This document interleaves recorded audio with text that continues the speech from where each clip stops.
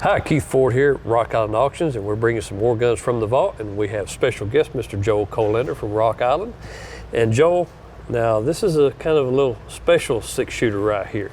It is indeed. Alongside a host of others, this is Colt 1851 Navy that we're offering because it is attributed to Legend of the West Wild Bill Hickok. Ooh.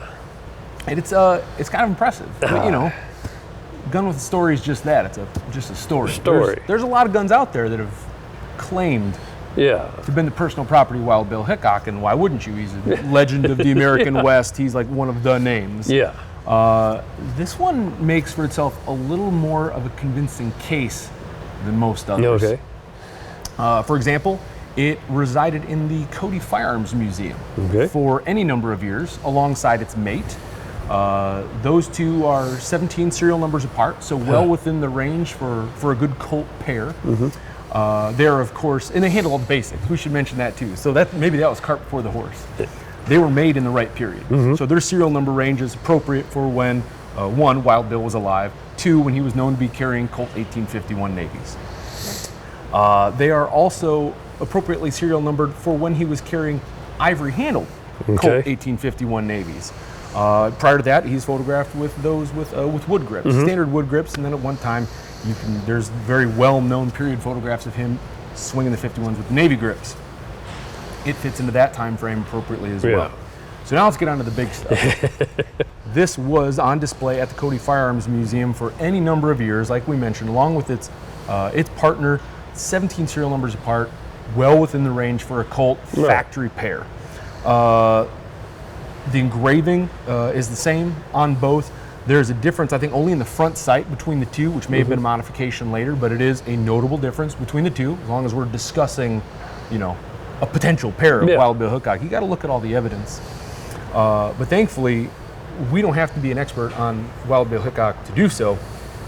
There are numerous experts on Wild Bill Hickok, and people who've researched his life and tried to separate, you know, the man from the myth. Right.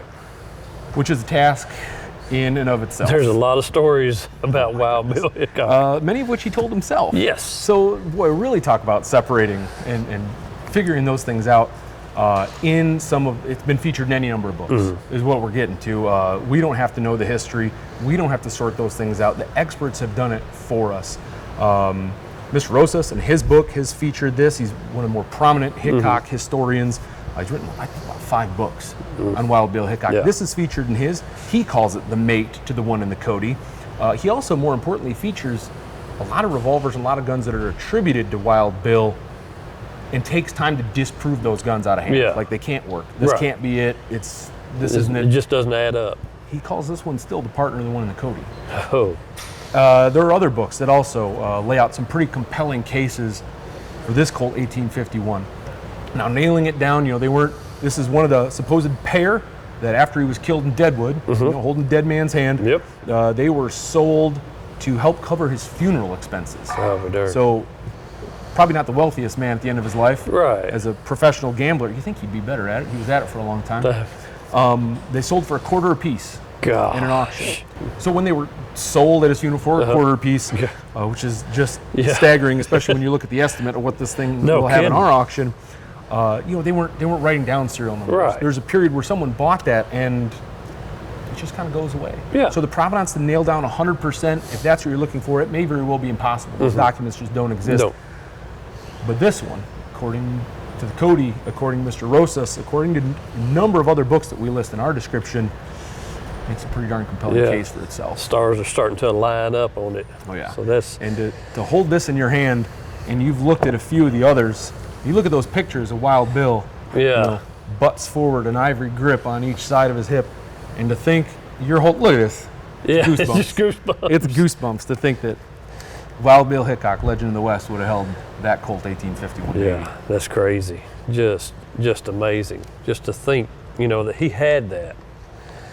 So that's one of those things. Just and the engraving on it. I mean, it's just, and it's still intact. I mean, it wasn't, you know, used as a hammer or something. I mean, it was taken well care of. It's so there's difference between like pristinely kept, of course, over time, and a gun that was used and well kept.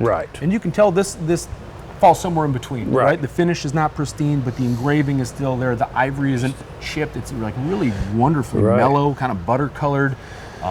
Just really what you like to see. It lends, Yeah. lends a bit of truth Yeah. when it's if it's something's too perfect, you look at it with a little bit of an eye, but it's good. It's honest wear. Yes, that's the thing. It's honest wear.